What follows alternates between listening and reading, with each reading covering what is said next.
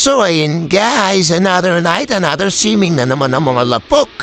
Kasama si Ronald at ako, syempre. Pati yung dalawang nasa harapan na magwapo, si Kenneth at si Bienman. Oh, malapit na kami sa sahain ito guys. Kaya kita fit sa London guys makikita niya naman kami doon. Ito guys, sa sahayan na kami guys, nang biglang winamaki sa akin. Tabi talaga si Deadmark. Tabi ang pagkalapo.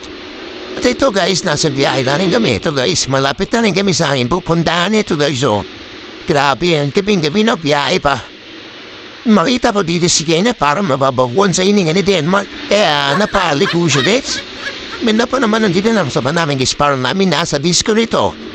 Grabe talaga ang mga ilaw nito guys. At dito guys, makikita yung Denmark na agaw, parang natok.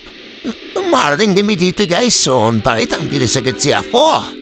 Ay, oy, biglang pa haharang si Denmark sa aping dadaanan. Ano ba yan? Sabi ko kay Kenneth, isa pa, oh. Kaya, 1, 2, 3, ay, ang ganda ng pagdadrive ngayon, guys. Makikita niya naman, mabisa talaga. Maraming ginawa na yun, guys. Klapi, hindi na-enjoy.